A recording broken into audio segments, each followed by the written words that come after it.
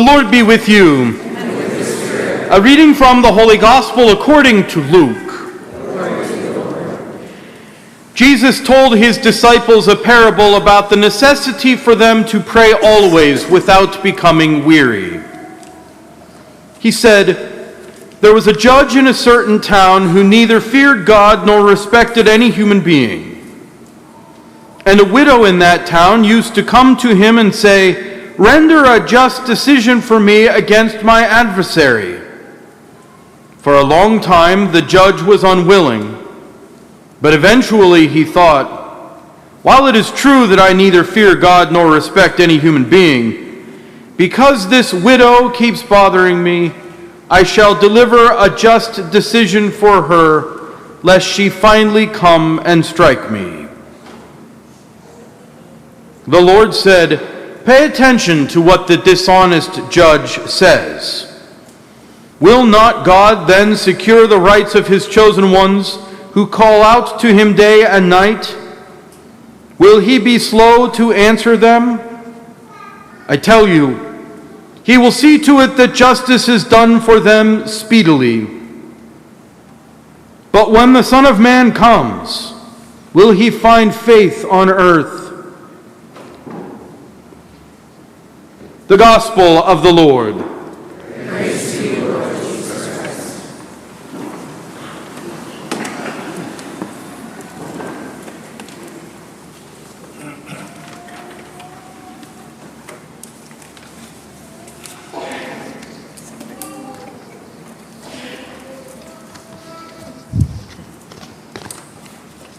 Anybody want to know what Father Daddish said in his homily?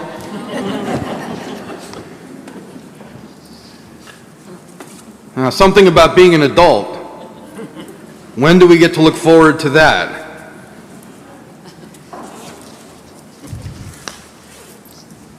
He's probably around here listening somewhere. I was at Gannon several months ago, and I happened to be standing with the president of the university. And we were talking about one thing or another thing, and one of my colleagues came over and offered some idea in response to whatever it was we were doing. And clearly this all made a deep impact on me because I remember why we were in the room in the first place. And so this colleague of mine comes over, pitches the idea, and walks away.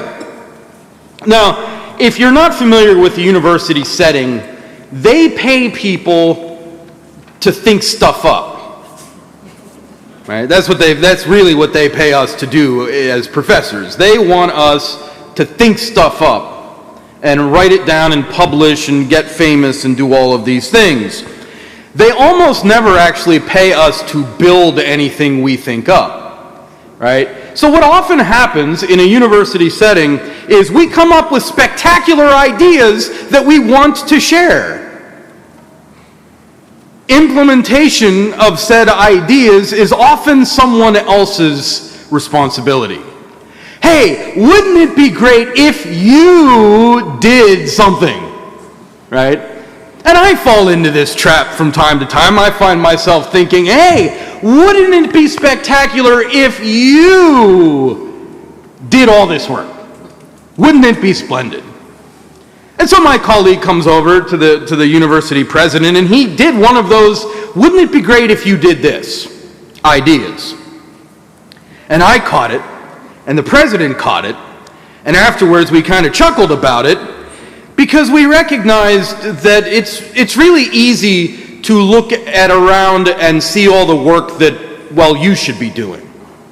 Like, I have the luxury of standing here, and if I'm not careful, I can fall into the trap of telling you what you need to be doing in order to be holy, in order to be righteous, in order to be faithful, in order to be moral, in order to support the church, in order to support what you need to be doing. And the danger, of course, is that clearly I don't have to do anything. I am 100% awesome just the way I am. Which you know full well is malarkey, absolutely malarkey. But it raises an interesting point, this whole idea about the ease with which we can identify the work that everybody else should be doing, or what everybody else is doing wrong, or what everybody else is not doing and should be doing, or is doing and should be doing more.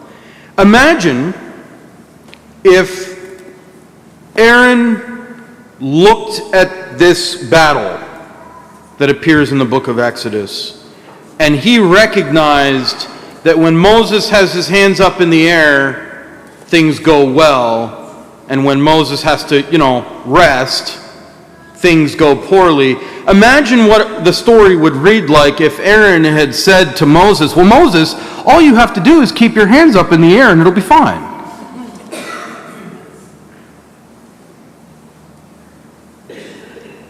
Yeah, Moses, I know you've been at it for 19 hours, but just, 10 or 12 hours more of standing here like this and we're going to be fine. It's easy to do that. It would have been easy for any number of people around Moses to put all these pieces together and say to Moses, hey Moses, all you have to do is blank. Instead, Aaron and Hur present what I think is a much more useful example. They did what they could to make sure that Moses could do what he needed to do. They could have looked at it and said, hey, Moses, all you have to do is keep your hands in the air. Or what often happens is they could have looked at Moses and said, Moses, why are your hands not in the air? You're not doing your job, Moses. Instead, they recognized, we need Moses to do this, and Moses can't do it by himself. And while we can't do what Moses is doing, we can do everything in our power to make sure that Moses can keep his hands in the air, so to speak. It's a great examination of collaborative work and leadership. It's a great examination of how we can actually support ourselves and support each other in the ministries that we're doing. It's how we can look around and recognize that we need each other's help in order to answer the call of Jesus to be his disciples. This is not something we can do alone. And it's not something that only a certain group of us are responsible for doing. It's something we're all responsible for doing. And part of that responsibility is following in the example of Aaron, who looked at Moses and said, Moses, I can't do what you need to do. I can't do that. You have to do that. That's your job. And I can't do it for you. I can help you do what you need to do. So Moses doesn't hold up his own hands. He holds up Moses' hands. Aaron can't take over. He can provide help, which is exactly what he does. I think it's a great example for us of how we can approach our baptismal call to lead. We can look around and recognize what we're doing. And we can have the honesty to say, I can't do that. I can help you do it. If we can do that for each other, I think God might be calling us to great things.